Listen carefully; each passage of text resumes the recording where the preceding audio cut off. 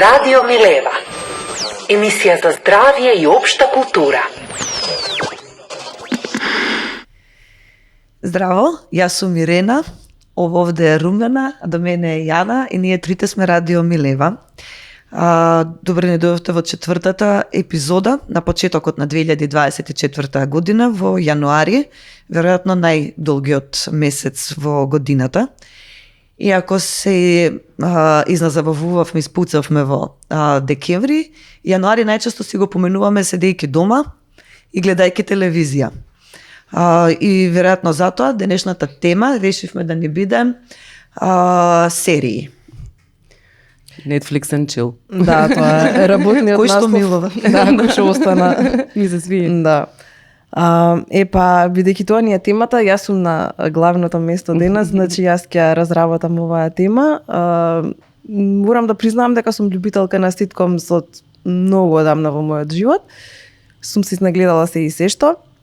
Меѓутоа, она што за мене беше можеби најбитно, тоа беше појавата на сателитската телевизија кај нас, која на страна нели од сите оние ситкоми што ги гледавме на МТВ и на Ю програмите во времето кога бевме млади, се појави и некои други работи.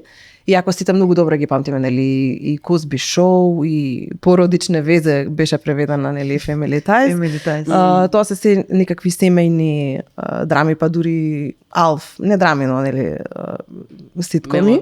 Да. За мене сепак беше најбитно тоа што се појави Sky One и се појави некои, да речем, алтернативни гласови во тој период од мојот живот. Коинцидентно, тоа беше мојот веројатно најформативен период, таму негде пред пубертетски години, кога всушност се формираат и главните светогледи, вредности и така натаму. Она што пред се научив гледајќи Sky One без превод беше англиски јазик, меѓутоа изгледа можеби сум научила и нешто друго освен да зборам англиски, што после го користев во автобуси, препровајќи се дека сум американка. Со некој друг тука нема да го споменувам. Со една госпоѓа што седи на веднаш до неа. Да. Што и сум научила друго, можеби ќе се искристализира кога ќе ви кажам кои беа сериите кои што ги гледав. Ги запишав тука затоа што не можев да ги запамтам и беше страв дека ќе испуштам нешто што е важно за мене. Се ова американска продукција од прилика од доцните 60-ти години до некаде средината на 80-тите. Првата серија, обично тие идеа ќе се вратам од школа и едно по друго идеа, беа така неколку серии поред. И првата беше Different Strokes, се викаше. Татко возрасен, белец и ќерка усвојуваат две црни момчиња, братчиња, кои што се деца на куќината помошничка негова која што починува. Истите згоди и незгоди на тоа ново семејство. Потоа Facts of Life, интернат, женско училиште со интернат. Се девојчиња, една гувернанта и тука се преиспитуваат сите, нели, битни работи за девојчиња во формативни години, од први љубови до прашањето за тоа што е женскост, што е машкост, во смисла кој е феминизиран, кој не е, кој е маскулин, некакво насетување на моментот на ЛГБТ, можеби во едно време во кое што тоа се уште било табу и во американската, нели, ТВ продукција. Меѓутоа многу важни теми кои што се начнуваа исто беа и феминизам и цензура и силување. Имаше една епизода во која што едно од девојчињата беше нападнато и силувано за време на маскенбал, преправена во Чарли Чаплин. Значи имено тој момент на, нели, си го барала, сосема свртен наопаку, нели, кога најмалку мислиме дека веројатно си го бараме преправени во смешно машко, истото тоа може да се случи. Потоа имаше една серија што се викаше Панки Брустер. Тоа е девојче напуштано од родителите, значи не сираче, туку родителите го напуштаат. Неа и незиното куче ги усвојува повозрасен дедичко фотограф. Сега, нели, тука се исто моментите на посвојување, родителство, кој е вистински родител, кој не е и така натаму. Потоа, веројатно ја знаеме, оваа серија сега има и ревайвал, што се вика Fuller House, оригиналот беше Full House. Татко исто вдовец со 3 ќерки, живее во заедница со неговиот братуче и неговиот најдобар другар, и тројцата мажи се грижат за 3 девојчиња. Повторно, нели, еднородителско семејство, мажи и родители што ги земаат сите улоги, некој биолошки, некој не, нели? И Брейди Банч, може би една од најлегендарните извикани серии. Татко разведен или не е ни важно, татко со 3 сина и мајка со 3 ќерки кои што формираат тоа што сега се вика blended family, односно мешано семејство. Еднаш спомнав како беше експлозија на бебиња, сега ќе спомнам блендирано семејство. Така што тоа се некои многу интересни моменти кај сите овие серии. Сите овие серии речиси, освен Facts of Life, зборуваат за семејство. Меѓутоа не зборуваат нужно за конвенционални семејства во онаа смисла на зборот на која што ги знаеме. Нестандардни се, ги пробиваат бариерите на генетика, на раса, на крвно сродство, на пол, возраст, има различни култури, сите тие моменти, што остава простор за со овие ликови да се идентификуваат и децата кои што доаѓаат од нестандардни семејства, што е многу важно, нели, да се осетиш, да се почувствуваш представен некаде, дека некој зборува од твое име. Меѓутоа, освен тој момент, моментот е едукативен и за оние кои што доаѓаат од конвенционални семејства, да го видат постоењето на другиот, затоа што на тој начин, нели, учиме да не ги стигматизираме различните кога ќе се поистоветиме со некој лик, нели, кога ќе си го засакаме. Сега, сите овие серии на одреден начин биле woke за своето време, всушност. Меѓутоа, ако седиме да ги чепкаме на начин на кој што ние би ги чепкале сега, веројатно ќе најдеме многу работи кои што денес би ги направиле поинакви. Нели, темите се допираат од многу понаивни, можеби, гледни точки, меѓутоа мора да се земе во обзир кога и како се правени и со кои предизвици тогаш и тие општества се бавеле. Особено затоа што во истото време со овие серии се стварале и серии кои што таргетирале друг тип на публика која што била и консервативна и ги негувала и тие вредности, меѓутоа многу е важно што ова постоело во даден момент на пазарот. Така што мислам дека за мене барем, за тоа како јас го разбирам семејството и зошто мене никогаш не ми беше проблем во животот да ги сватам луѓето што се поинакви од мене, беше затоа што бев изложена, да не речам бомбардирана во еден период од мојот живот, своеволно, со содржини кои што ме натераа да размислувам поинаку. Сега, кога размислував за овој момент, баш се запрашав што се создавало кај нас во истиот период, нели? Што имало, што се нудало како содржина би можело да биде еквивалент на овие ситкомс. И ми текна на Бољи живот, например, и си викам од Бољи живот до сегашно време, некој си преспав, например, што го имаме кај нас како ТВ продукција, баш приметувам дека наместо да имаме разбивање на стереотипите, веројатно имаме некакво зајакнување цело време. Сосема напротив, да. На истите. Да, мислам дека Ирена малку повеќе ќе се осврне на тоа прашање во незиниот дел. Како експертка за Балканот. Ти баш ги знаеш добро. Јас се обидував да откриам, да се потсетам на Бољи живот која спремавме емисијата и само сватив дека Драган Бjelогрлич е југословенскиот Майкл Џей Фокс, тоа прилика. Да. Сватив, ама нема ништо не памтам, искрено. Па добро, и јас се согласувам со Јана, но ние имаме едни сеќавања за за овие серии кои што сме ги гледале како деца, а друго е кога сега ќе ги погледнеме. Јас би се задржала на сеќавањата, ама моето, например, мојата релација со телевизијата како медиум е преку Бољи живот.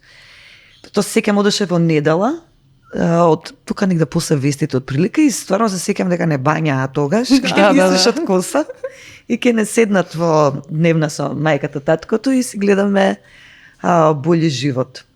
Бољи живот е последна серија, всушност, југословенска. Последната е, тоа прилично долго, 80 и нешто епизоди трае целата серија.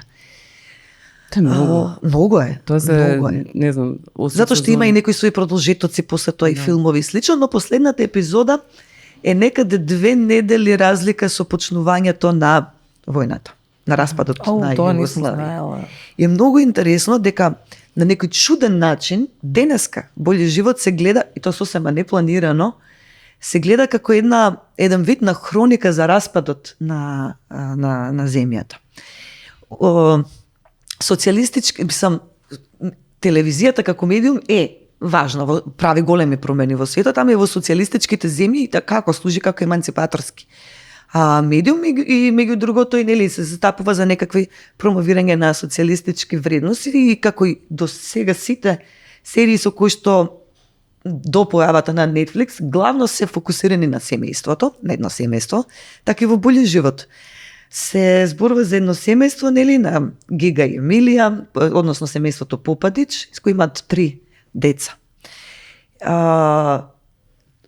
Почнува действието така што нели се најавува некаков клеш во семејството, односно постои можност за развод помеѓу Гига и Емилија, главните ликови. И јас се сеќам дека тогаш некако и моите родители се разведоа и мене ми беше многу важно тоа да имам дека не сме единствени, дека еве и Гига и Емилија можеби ќе се разведат. Ми беше важно да го видам тоа. Во исто време се разведуваше и Југославија во еден свој хороричен начин. И таа година 87 е многу интересна. Во 87 година, освен што се заострува сериозно кризата, мерките за штедење заради долгот кон ММФ, работнички штрајкови и слично, во истото време имаш неверојатен подем. Загреб се случува универзијадата, во Белград се спрема самитот на неврзаните, фудбалскиот клуб на Југославија станува младински шампион во Чиле, книжевната продукција 10.000 наслови вади таа година, во 60 и нешто милиони примероци тираж се произведени, а во исто време нели тоа е некако и во Бољи живот. Централното на дејство го носи тоа семејство, но ликовите, споредено со, например, од тоа време Династија, кој што е американски продукт. Во Династија се овие луксус, богаташи, драми кои што се случуваат во рамки на овие елитни семејства. Бољи живот е портрет на политичари, нивните секретарки, на обичните луѓе, на самохрана мајка и слично. Баш една плејада на личности и тука се приказните кои што се плетат околу тоа семејство Попадич зборуваат за проблемите на Југославија. Мене многу ми се свиѓа Бољи живот е ден денес од време. Тој хумор се уште комуницира со мене. Но оно што се случува после тоа на Балканот, подемот на шпанските, па потоа турските серии е сериозно враќање назад. Тој патриархат во најсуровата смисла измешан еден чуден микс модернизација со традиционални вредности е далеку помалку односно воопшто не еманципаторски, како што е Бољи живот. Ете, тоа е демократијата, некако така е. Во тој правец отиде. Да. Интересно е. Јас, моето искуство со серија малку во последно време сум обседната и многу повеќе гледам последните 20 години отколку тогаш, веројатно затоа што имам сопствен дом, имам сопствен телевизор и сопствена претплата и не знам, можам самата да бирам или да стимнувам и некако мислам дека моето навлегување во сериите беше повеќе во таа златната доба на телевизијата, тоест на телевизиските серии кога почна серии како Сопранос и така натаму. Ме ќе се навратам на тоа, сакав да кажам дека единствената што се сеќам дека сум ја гледала беше My So Called Life во 90-тите години. МТНЖ што ја викавме скратено. Мојот така наречен живот. Така ја викавме? Не се сеќам. Наше друштво. Заборавила. Сме имала, да, не се сеќам.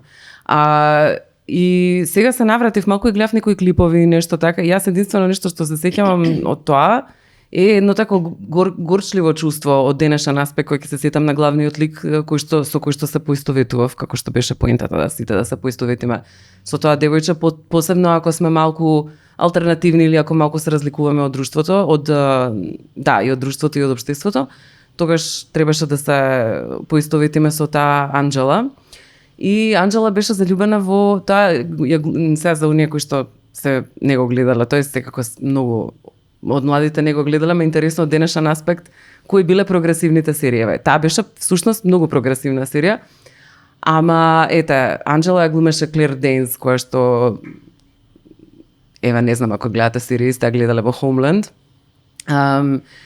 И А низиниот Ом Фатал, дечкото во кој што сите беа заљубени, беше Новиот Джордан Исус. Каталано, молам? Новиот Исус. Да, тоа беше тоа. Тоа е Джордан Каталано всушност го глумеше Джеред Лето.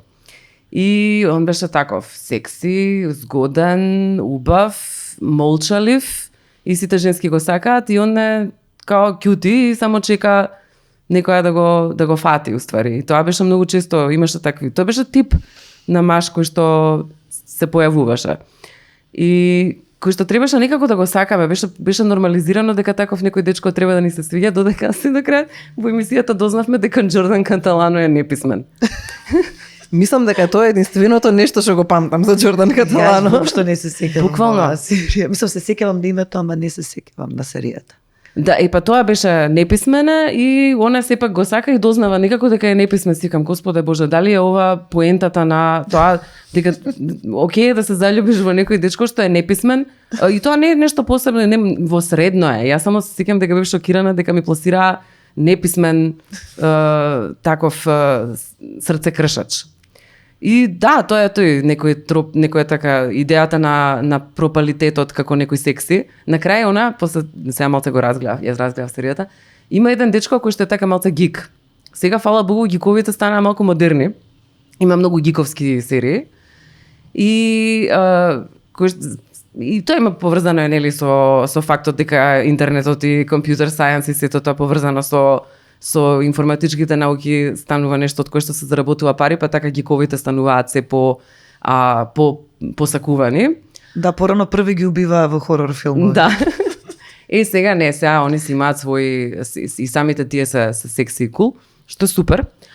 Има еден таков гик и он ја сака и он нешто и пишува некоја љубовно писмо на крајот и сега не знам, завршува 19 епизоди има и завршува, ама ја и направила cancel на серијата, ја откажале така што ништо не се случи, мислам не знаеме што се случи на крај.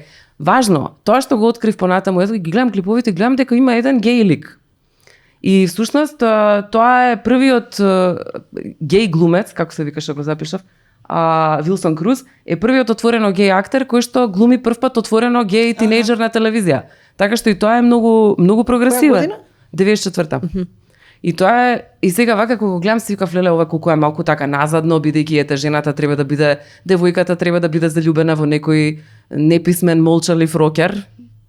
Guilty as charged, сум била можеби не буквално неписмен, ама функционално. Така што тоа ми беше идејата, потоа сватив дека и сушност и тие имале прогресивни вредности кои што јас ете ги гледам од денешен аспект, ова што ти ми го кажуваш. Кога ми кажат ти за Full House, ти реков стварно, воопшто не ми текна дека тоа е дека многу од овие работи што ги зборуваш се семејства кои што се на друг начин, различни семејства кои што функционираат, кои што ни ги прикажувале и ние не сме ни знаеле дека всушност сме се нормализирале преку нив. Потоа во нашата младост Sex and the City и Girls, потоа како некоја помлада верзија на Сексот и градот. И за мене тие не се прогресивни серии, воопшто и во свое време кога ги гледав, од извесен аспект, Саманта ликот гениален, она имаше супер прогресивни моменти. Крајот. Ама извинете, повторно мора да ми покажете дека се што сака една жена е да се омажи. И повторно за токсичен некој таков како Мистер Биг. И тоа не можам да го едноставно не можам да го прифатам. И истото се случи дури со Girls, каде што дали на крајот од првата или од втората сезона, не се сеќам, тука престанав да гледам, главниот лик од кој што се воодушевав, бидејќи таа една буцка, како Вуди Аленовски некоја женска верзија, буцка невротична, која што цело време само има секс онаква каква што е и си го прикажува телото и си го нормализира, ја нормализира нејзината сексуалност. Прекрасно беше тоа за гледање и толку убаво да се нормализира женското тело на таков начин. Важно на крај, она бидува спасена од нејзиниот дечко кој што трча, она има некаква си почнува да се сеча или не знам што има некој тако mental breakdown и он низ цел Њујорк, овој го глуми оној Адам Драйвер. И тој таков гол, трча низ цел Њујорк да ја спаси и сикам повторно фантазијата дека треба да бидеме спасени, повторно фантазијата дека треба да бидеме омажени и многу тоа ме боли и уште нешто ќе кажам. Има многу за зборење за серија, ама ќе заќутам наскоро. Бриджит Джонс, сега тоа не е серија, него е филм. Това дела има, ќе ти простиме. Ете, да. Ама се сеќавам, некаде прочитав сега скоро едно меме, демек Бриджит Джонс имала 63 кила и живеела, има собствен стан во централен Лондон, ама ја сметаа за дебела лузерка. Па да. Тоа е се тие вредности што ни ги пласираа. И потоа дојдоа други серии кои што се многу прогресивни. Six Feet Under, која што сега може да ја бинџате на Netflix. Тоа е неверојатно квир серија и многу е кемпи, фантастична е. Да. Понатаму дојде таа златната ера на телевизијата и серии кои што нема навидум да ви изгледат феминистички всушности се, како што се Mad Men, Sopranos, The Wire, тоа е веќе социјална, гениална драма, и Boardwalk Empire, која што е во 20-тите, меѓутоа се занимава и со жените и нивното право на гласање во тоа време, суфражетките и така натаму. И понатаму стануваат се по-прогресивни за на крај тинејџерските серии да завршат со некој како Sex Education, гениална серија и комедија. Особено за тинејџери. Ауф, колку е тоа добро, колку сум горда дека такво нешто постои во денешно време. Апсолутно, кога немаме сексуално образование, јас на мојата ќерка и не само што ја дозволам, туку ја мотивирам да ја гледа таа серија, таа ужива во тоа и ете се сваа среќа што го имаме Netflix. Да. Оно што е интересно и Јана го каже ти дека кога телевизијата беше медиумот каде што гледавме серии, тогаш имаше и некаква еманципаторска моќ, односно зависеше од тоа што ќе биде пласирано, затоа што сите гледавме тоа што ни се нуди како програма. Појавата на сега овие независни продукции, Netflix, HBO, Amazon Prime и така натаму, мислам дека веќе нема таков потенцијал, и ние имаме социјални бабли, кругови, од кои што едниот се уште седи пред домашните националните телевизии и гледа турски серии, не зборам само за постари, туку има еден тон млади, кој што тоа е културниот продукт што го добивате, кој што ги обликува веројатно затоа што во нивните семејства се седи и се поминува време пред телевизор додека одат тие серии, а овој другиот седи и гледа на Netflix или на нешто што сака. И ние имам чувство дека не само што нема тој веќе никаков потенцијал толку силен, туку немаме ние не создаваме како да нема ни можност ниту некаква платформа за овие социјални кругови некаде да се сретнат и да повлијат едни на други. Имам чувство дека помладите генерации живеат сите во своите ехокомори. Затоа што и животот е прилично и дигитален. Да, меѓутоа исто и ова сознание го имав и јас еднаш кога на студентите им реков, им направив анкета во прва година. Им реков ајде ве молам кажете ми кои серии ги гледате. Очекував дека ете ќе се појават некои такви како Sex Education или Еуфорија, гениална, многу мрачна серија за тинејџери со фантастична музика. Но имаше серии од Fox Life главно или некои такви треш Fox Crime, затоа што тоа е тоа во кој што каде што имаат пристап, но истовремено забележав дека ако им посочам на дел од студентите дали може да гледате нешто или јас да ви го најдам, сватив дека имаат можност дали преку пиратерија или некој друг тип имаат повеќе пристап од порано, ама едноставно немаат допир поради немаат информација. Не комуницираат овие серии со овие социјални групи, не комуницираат, не зборуваат исти јазик, не делат вредности. Да. Значи, напуштањето на ТВ екраните можеме да заклучиме дека ни го распадна семејството. Па види и општеството. Телевизорот беше еден вид на огниште околу кој сите како семејство седевме и гледавме тоа. Сега секој е со својот лаптоп или и телефон, имаме повеќе Little Fires Everywhere. Да. И тоа е добра серија исто така. Исто секогаш јас се запрашувам, не секогаш, ама мислејќи на оваа тема, затоа зошто имаме толку многу ретроградни вредности во Македонија и се среќаваме со такви чудни табори со кои што не можеме нели да се договориме да си ги споделиме вредностите и така натаму. Дали дел од тој проблем лежи во тоа што сме биле изложувани на различни содржини кои што не ни отварале виуги во некои насоки? Што мислите? Па мене ми тоа апсолутно ми има смисла. Секој мислам дека вредностите се нешто што се гради. Никој не е роден со одредени вредности. Секако и семејството е важно, но сето она на што сте изложени, на што сме биле изложени, не обликувало. Прилика сме, не знам како да кажам, кога се сеќавате кога станам, тоаш немавте вие деца. Јас до скоро немав. Доскоро, да. Онај кој идеше Шехерзад, таа турска серија. То толку беше популарно во сите значи децата сами можеби не избираат да ја гледат, но во градинките се пушташе таа. Беше 1 април и во молови се маскира деца. 90% од девојчињата беа облечени како анамки. Хурем, како се викаше? Јелена Жугич ја надсинхронизираше, не знам. Така што сите беа со тие, не знам, превези и слично. Има нешто многу интересно во оваа продукција. Значи, најригидните патриархални вредносни системи се покажани во еден исклучително забавњачки манир. Тоа се жени, освен Султан Сулеман која што е лоцирана во минатот, останатите се сите вработени и многу успешни жени, работат во разни холдинзи, доаѓаат дома со папки, се, но кога ќе влезе мажот, таа прекрасна, преубава, модерна жена, нема проблем да чучне до него, да му принесе кафе, да му ги соблече чевлите, да се однесува со апсолутна почит кон свекорот и свекрвата.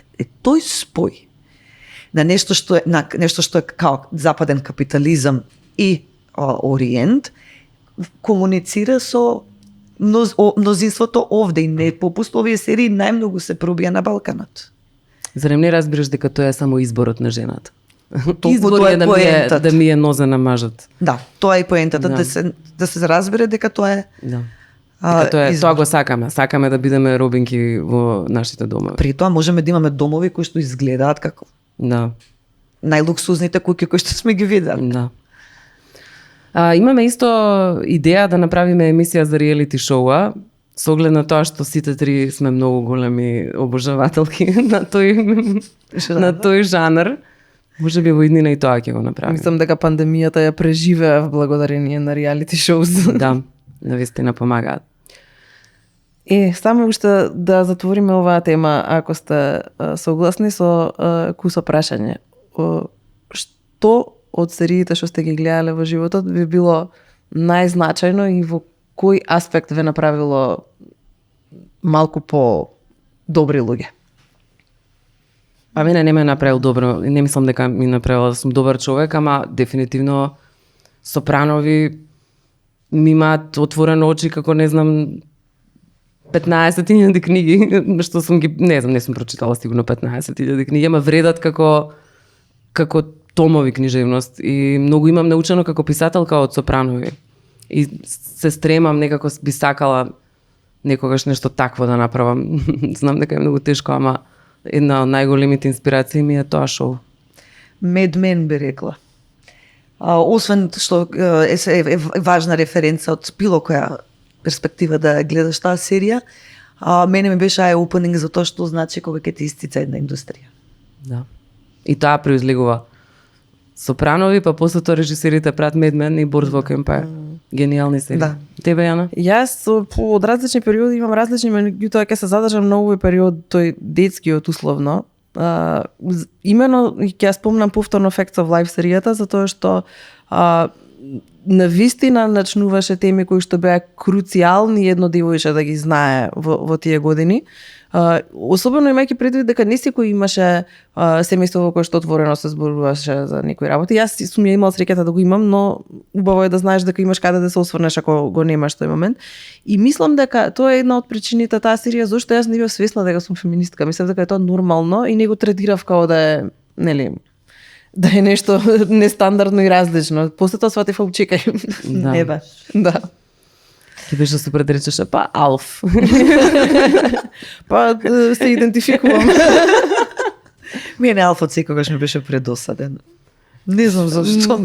Признавам, јас ја изгледав ради емисијава чисто онака да си се потсетам првата епизода од Алф и реков зашто ова ми било смешно. Да. Добро. Баш кај јаде мачки, имам мачка. Да, јаде мачки, точно. Ау, да. Скоро би била cancelled сега ако се снима. Добро, супер си набравивме. Затвараме тема. Да, затвараме тема и идеме на следната рубрика. Јазикот е отепувачка. Прва рубрика во четвртата епизода ни е Јазикот е отепувачка. Пред да ја давам збор на Румена, која што има најдолг јазик од сите нас тука, едно големо фала за Димитар Џо Грчев, кој што додека ние си разговаравме, дојде и на прозорот ни залепи брадавици, машки предпоставувам. Да. Да. Човекот се најежил, баш ни е драго. Фала, Дими, голем поздрав до тебе. Одиме со следното, да, јазикот е отепувачка. Ќе зборувам за нешто за кое што често дискутираме ние три, а тоа се преводни варијанти на некои англиски термини, кои што се повеќе и повеќе се употребуваат во феминистичката теорија или се појавуваат во поп културата, термини кои што порано не биле толку употребувани, а сега навлегуваат во јазикот и многу често само ги користиме на англиски, како што често правиме. За жал, не ги преведуваме на македонски, или кога ги преведуваме немаме доволно дискусии. И сега еден од нив беше терминот всушност cancel culture. Да. И би сакала еве да кажам и зошто го преведовме како култура на откажување и доста добро ни легна кога зборувавме, гледам дека природно ни доаѓа да го користиме веќе тој термин. Имаше повеќе начини како да се преведе canceling. Значи може да биде поништување, може да биде исклучување, повеќе луѓе ни дадоа и други предлози. Меѓутоа истовремено терминот веќе влезе како откажување во другите југословенски држави и така решивме и ние тој да го прифатиме. И секој термин на некаков начин има проблем. Не може да биде совршено преведен на македонски, на македонски. И тоа е окей. Мислам дека треба да сватиме дека не секогаш не може да биде, не постои совршен превод. Некогаш ќе добиете нешто ново во известна нијанса на преводот, некогаш ќе изгубите нешто, така што тоа е сосема нормално. Сега ние сме учествувале во преведување на некои термини, како што беше терминот... Значи сте го силувале јазикот. Да, сме го силувале јазикот, точно. Посебно го силуваме јазикот кога користиме феминативи. Апсолутно. А за тоа ќе зборуваме во некоја следна рубрика. Феминативите Па се и баш... кога внесувате овие термини. А тоа е баш силување, да. Да. И тоа каков збор. Па, еден од термините што го внесовме на сила беше терминот за mansplaining. Тоа е термин кој што е воведен од Ребека Солнит. Тоа е кога некој маж многу нешто сака да ни објаснува. Тоа е ја да ти кажам, слушај ти сега, чекај малце, не знаеш и така натаму. Жените се многу добро запознаени со тој феномен и направивме тогаш некоја онлайн така чисто со пич-прич нешто, мислам дека се зезавме и на крај го избравме мажјаснување и тој си влеза. Се употребува се повеќе и повеќе, многу сум горда. И многу добар збор е. Да, Да. мажјаснување е одличен превод на mansplaining. И сега хрватите имаат собствен, сега го измислија и тоа не доаѓа, ова не се, знаете, хрватите често си имаат некои преку нивните институти или преку академии зборуваат, они навистина го менуваат јазикот, еве ќе не апсат заради мажјаснување. Па стави фантомка. И меѓутоа и тие како и нас откажување и овој термин за мажјаснување си го измислуваат во рамките на некои кругови кои што функционираат, кои што се занимаваат со тие прашања. Па така ти имаат супер термин, тоа е мудување. Многу е добар. Алал да вие хрвати. Ма не, за мене нашиот повеќе ми се свиѓа. Мислам, осме што сум патриотка, стварно ми се допаѓа повеќе. Добар. Супер се и двата. Супер се и двата. Супер. Имаме mentorrupting, тоа е кога маж ве прекинува како во патриотскиот подкаст, нели тоа го видовме. И Тања Б. Евтимовска ни предложи дека може да биде тоа прекурнување.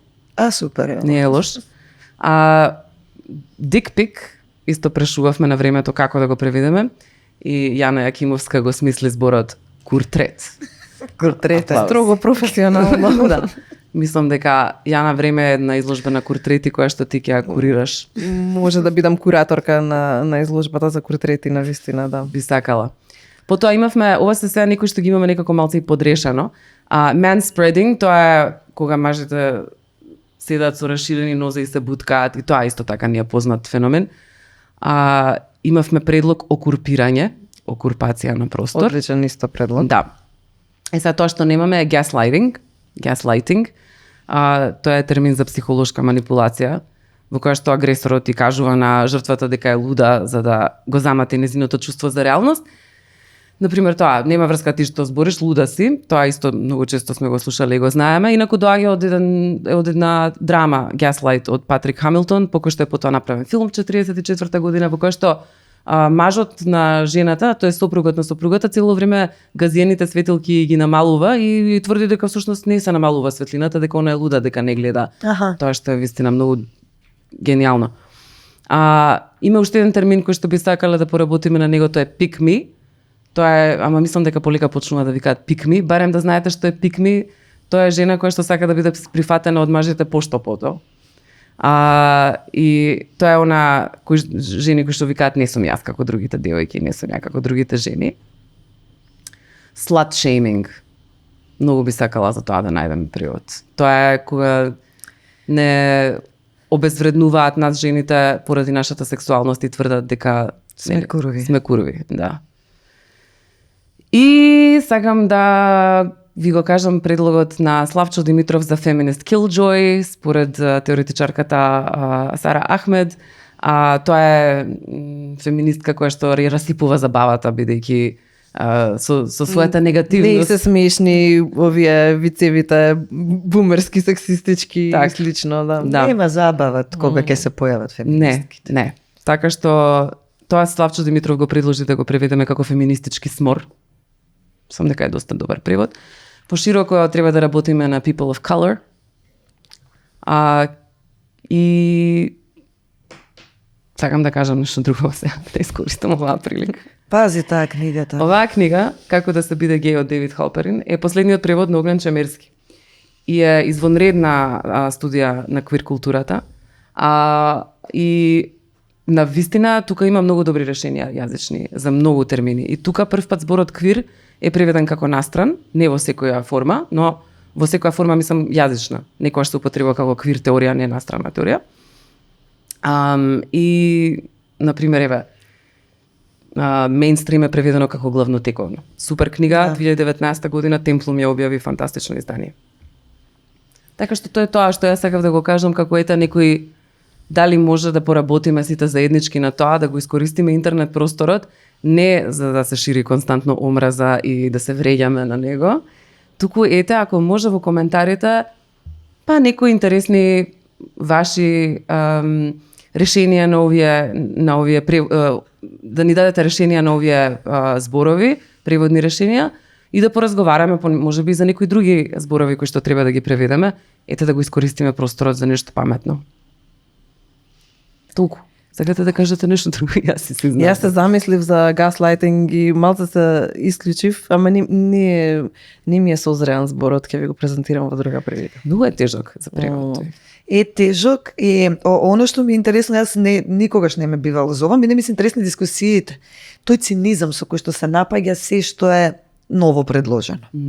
А без разлика дали се преводи на овие термини, имаше и во Хрватска и во Србија сега има и конкурс каде што имаше некои лоши, имаше некои добри Србија знаеш дека е фейк њуз за депресија? Не. Не, мене па ми кажа дека не. Не. Извини. Тоа демојки после емисијата. Тој победи, всушност. Тој победи. Ама имаше некои други интересни решенија.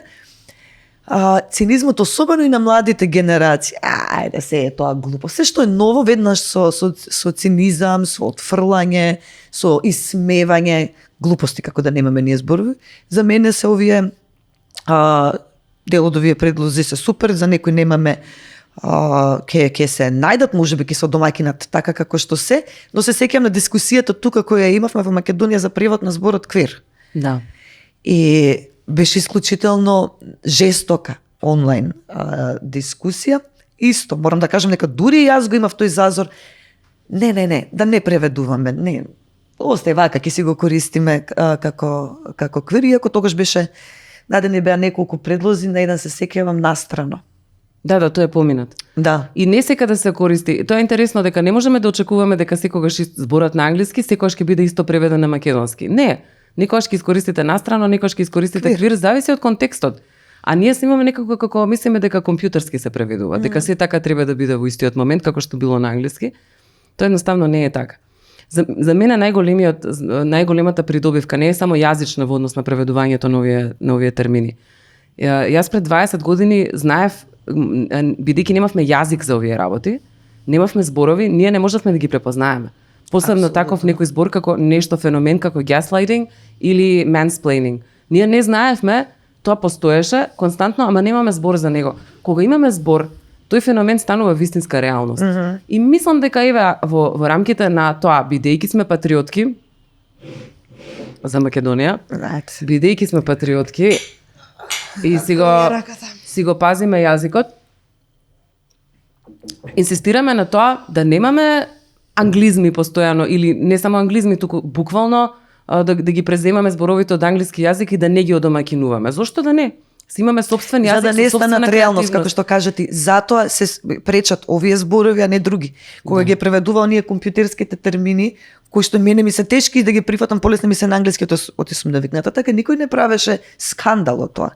Но кога ќе воведеш вакво нешто, ти го силуваш јазикот, наметнуваш нешто на сила, изиграваш хрват и слично. А ги сакаат хрватите кога си ги преведуваат хрватите своите зборови. Па добро, уште малку им се смеат за тоа. Па да, но истовремено сметаат дека е тоа патриотизам, начин на кој што си го чуваш јазикот. Да. Сега, кај нас цело време се дискутира за тоа си го чуваме или не си го чуваме јазикот.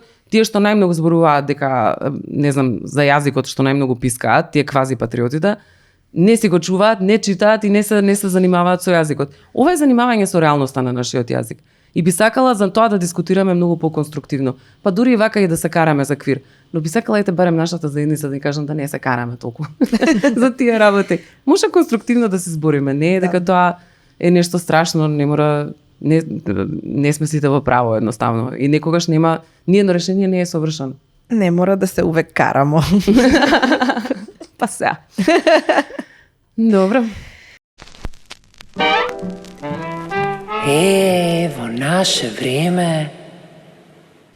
Последната рубрика е мојата омилена, веројатно и на останатите, во наше време. Јана, што беше во наше време? Во наше време не се градеше толку колку што се гради сега, ама кога се градеше, доста се свиркаше од височините на зградите кои што се градеа. Сега, тука има многу нивоа на кои што можеме ова да го разгледуваме. Се плашам дека може да забегаме и да се разлачи дискусијата. Освен сексистичкиот момент кој што е ќе го отвориме малку пошироко, има и класен момент свиркањето на работниците. И баш тоа си размислував, бидејќи сме го гледале и во американски филмови, сме го сведочеле и низ улиците на Скопје. Свиркачот е оној кој што од безбедна позиција свирка затоа што знае дека имањето на посакуваниот објект му е оневозможено од старт. И тогаш си ја дозволува таа позиција. Значи зборуваме за различни во американските филмови вие ќе видите, не знам, мексикански работник, сиромашен, ниска класа, како свирка на некоја корпоративна згодна бизнис жена што поминува. Да. Кај нас веројатно исто така и за време на XU веројатно постоеле некои такви ситни поделби во сето тоа, меѓутоа постоел и моментот на сексизам, мажот си има некаква непишана дозвола да ти свирне, да ти викне, да ти се обрати, да ти каже што он мисли за твоето тело и што би сакал да му прави на твоето тело и така натаму. А ти сакала да го чуеш тоа или не, тоа е твој проблем од прилика.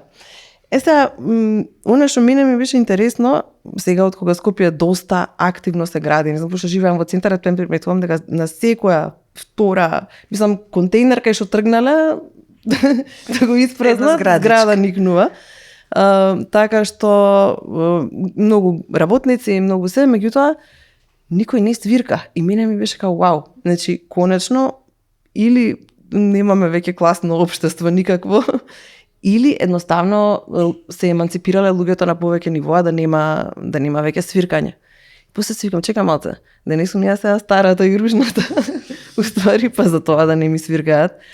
Така што не знам дали имаме работници свиркаат, навистина богати мажи не свиркаат. Плескаат по газ. Или воздивнуваат. Да. Во смисла што те фаќаат за половина кој ќе поминеш покрај нив, кога ќе одиш на кај WC, ќе те џапне за половина. Затоа што е посигурен пленот, мислам.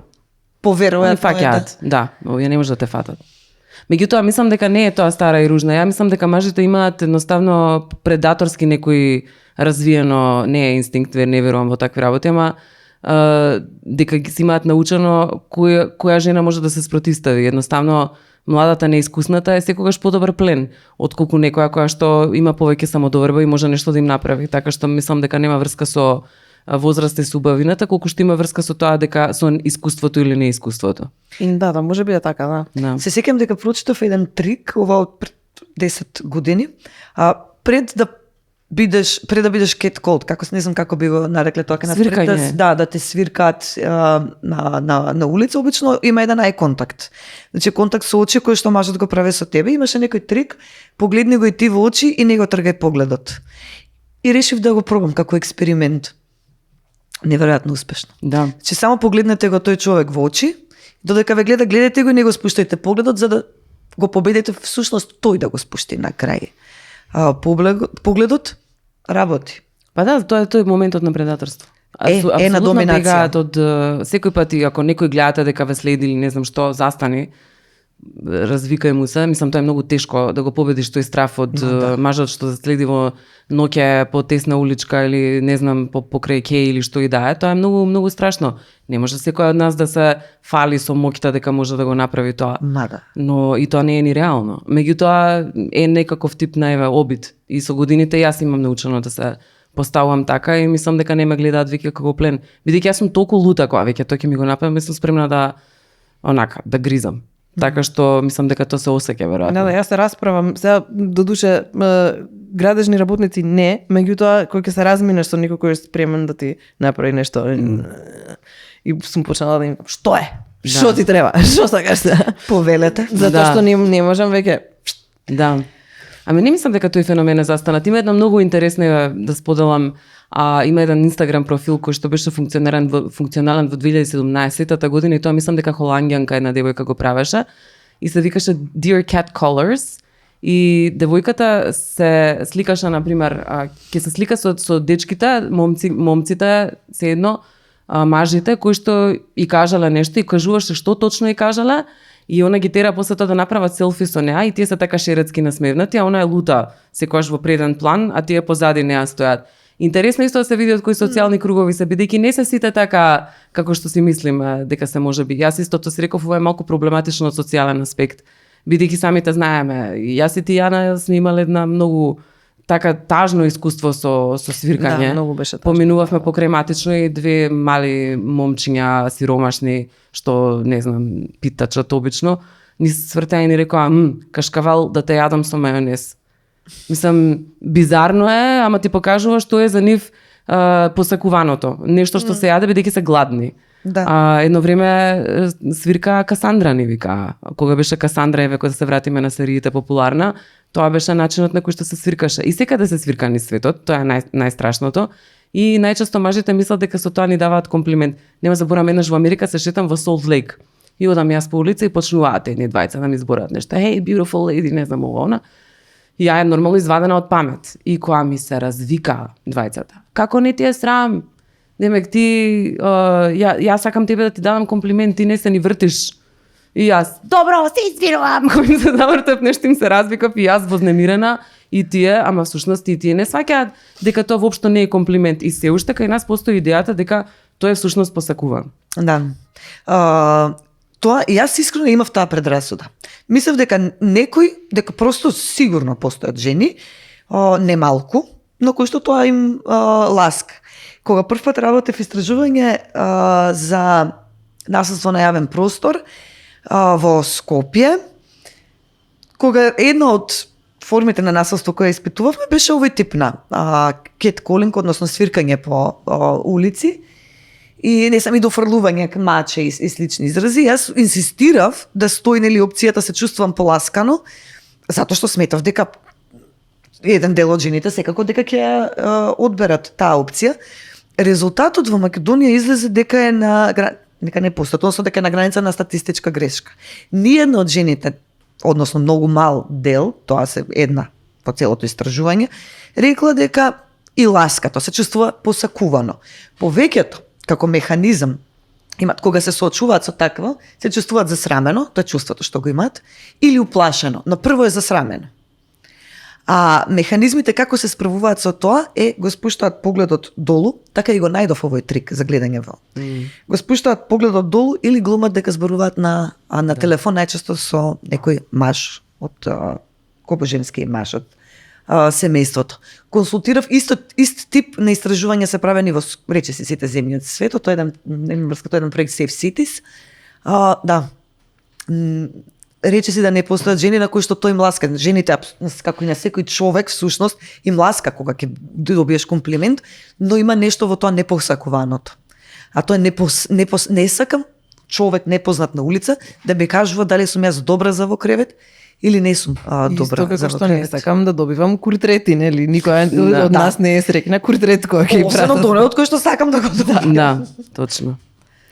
Јана, имаш ли која... Имам еден апел до нашите гледачки. Во коментар може да ни оставите ваши искуства околу тоа дали се свирка или не, дали ви свиркаат, кој ви свирка и како ви свирка, чисто за да знаеме кај сме и да знаеме дали свиркањето е изгубена цивилизацијска вредност во Македонија или не. Подобро се свиркаше во наше време, мора да признаете. Секогаш беше подобро тогаш. Ајде да наздравиме во тоа име Ајде. за старите добри времења и за Македонија. И за вредностите кои што се изгубија. И за тоа треба да привршиме. Да. Ќе одјавиш емисијата? Фала што не следевте. Ова е наша 4-та епизода, се гледаме во следниот месец.